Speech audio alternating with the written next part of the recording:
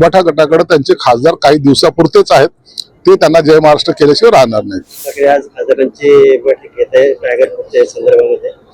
उद्धव ठाकरेंना तर माहिती त्यांचे खासदार त्यांच्याकडे टिकणार नाही, आमदार टिकणार नाहीत। जेव्हा जेव्हा असा उठाव होतो त्या टायमाला त्यांना ती जाग येते आणि ते अशा बैठका घेत असतात। परंतु आता मला वाटतं उभाटा गटाकडे त्यांचे खासदार काही दिवसापुरतेच आहेत, ते त्यांना जय महाराष्ट्र केल्याशिवाय राहणार नाही। दीपक केसकर यांनी उपमुख्यमंत्र्यांची भेट घालून दिली होती आणि ती गुवाहाटीला गेले ते एसआयटी पण लागू करायला। हो, सगळ्या चौकशा करा ना, सगळ्या चौकशा झाल्या पाहिजेत। एक चौकशी काय, सगळ्या चौकशी झाल्या पाहिजे।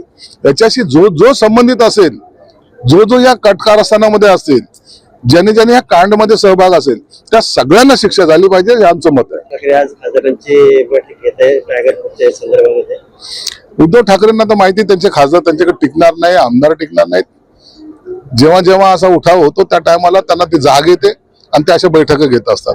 परंतु आता मला वाटतं उभाटा गटाकडे त्यांचे खासदार काही दिवसापुरतेच आहेत, ते त्यांना जय महाराष्ट्र केल्याशिवाय राहणार नाही।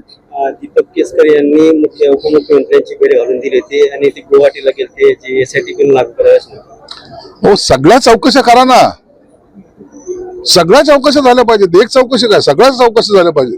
त्याच्याशी जो जो संबंधित असेल, जो जो या कटकारस्थानामध्ये असतील, ज्याने ज्याने या कांडमध्ये सहभाग असेल, त्या सगळ्यांना शिक्षा झाली पाहिजे, हे आमचं मत आहे।